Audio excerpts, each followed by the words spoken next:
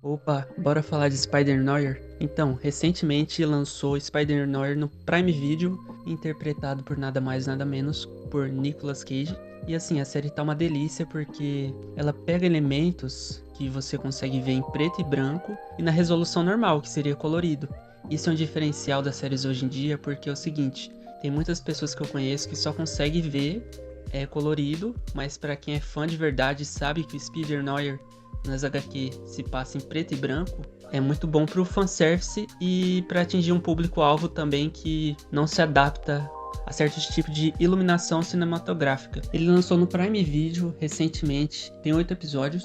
Eu pensei que ia ser algo progressivo quando eu vi que ia lançar um episódio a cada semana, mas não, lançaram tudo de uma vez. Isso é bom de certa forma, mas eu acredito que, na minha opinião, deveria ter sido lançado semanalmente, porque duraria mais tempo nos tópicos, entende?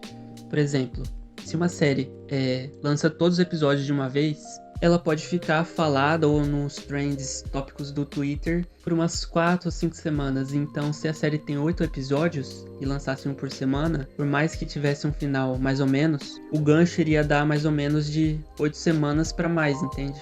Porém, isso eu não achei que foi ruim pra série, porque ela é boa, no caso. E o Spider-Man, no caso, ele foi comprado pela Sony, né? A Sony é dona do Spider-Man atualmente. Mas isso também dá vários ganchos pra Marvel utilizar o Spider-Noir se fizer sucesso. Ainda mais depois do multiverso. No começo da série ele fala algo como se alguém tivesse perguntado qual universo ele está inserido. E aí ele começa a se questionar. Porém, é diferente das HQs, a série conta com vários diferenciais. Porém, esses diferenciais acabam não impactando por a série ser boa. Por exemplo, é uma série de investigação, etc. E ela explora muito bem isso, entende? Tudo que é falado no começo é refletido no final com um ponto lógico e coerente. Então nada se perde na série. Eu tenho até algumas críticas, mas é algo mais pessoal meu. A luta e o combate eu achei meio lento, mas eu não sei se foi devido ao ator, né, Nicolas Cage, estar mais velho, ou se foi o próprio roteiro que quis fazer isso. Eu assisti ela em preto e branco, eu tive muito aquela vibe daquela estética que é citada hoje em dia, né, como se fosse a Gotham City à noite, a estética de São Paulo à noite, sabe? Isso me pega demais. Mas enfim, como eu ia falando, tem alguns diferenciais da HQ pra série. Muda o jeito que o Peter se transforma em aranha. Na série ele não é chamado de Peter Parker porque ele mudou de nome quando ele voltou do exército. Porque na série o nome dele é Ben, né? Porém, quando ele foi trocar de nome no exército, depois que ele saiu, voltou, possivelmente a identidade secreta dele, obviamente, é Peter Parker. Assim como todos os Homem-Aranha. E ele carrega um legado, no caso. Todos os Homem-Aranhas carregam esse legado. Com grandes poderes vem grandes responsabilidades. Porém, esse Homem-Aranha da série não quer responsabilidade. Então o que ele faz? Ele se aposenta, né, dos poderes deles por uns 5 anos, porque ele fala até uma frase assim na série: sem poderes não há responsabilidades. E a forma que ele foi mordido pela aranha na HQ é totalmente diferente, e na série conta como se ele tivesse sido mordido por um humano híbrido, né, no caso. Que é como se fosse uma mutação de um cara, que ele era metade aranha e metade humano normal. Aí ele foi lá e mordeu o Ben. Porém, nas HQs eram feitos experimentos do exército como se fosse com aplicações, mudança genética, esse tipo de coisa, para transformar as pessoas em super soldados. Porém, o universo se passa mais num período 1930, mais ou menos. Nesse meio dessa época havia muitas guerras, né? Foi pós Primeira Guerra Mundial, quase entrando na Segunda Guerra Mundial. E no universo eu creio que também explora essa parte aí de criar armas, super soldados, etc. Assim que deu origem ao Homem-Aranha nas HQs. Já na série, eles exploram isso, só que eles fazem com que, além do Homem-Aranha ser transformado de forma diferente,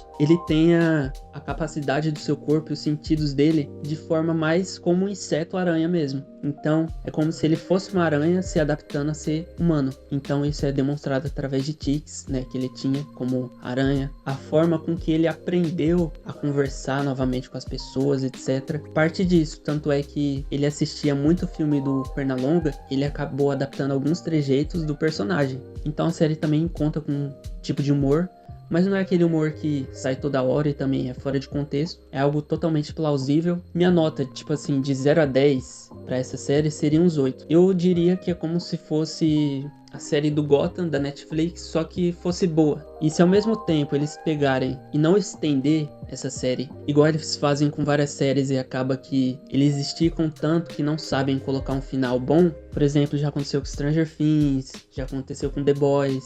Se eles pegarem e continuar deixando nesse estado que tá satisfatório de assistir e finalizar com um final concreto, eu creio que seria uma nota 10. Tanto pelo visual, das cores preto e branco ou colorido, que as duas são lindas, quanto pela história. Eu confesso que eu fiquei mais intrigado na trama por ser boa do que se ia ter algum momento de ação. Tem vários momentos de ação e são muito bons. Tem várias referências também. Eu acho que poderia até encaixar mais referências, porém eu acho que eles estavam esperando ver se a série ia realmente fazer um sucesso para talvez adaptar no canônico, né, na Marvel, ou puxar algum filme em sequência, dar referência a isso, que seria totalmente possível. Mas isso aí a gente tem que ficar no aguardo, porque se fosse pela comunidade, eu não digo isso só pela comunidade do Homem-Aranha, que não tem má fama, é uma comunidade assim que eu acho mais unida, né, mais gente boa.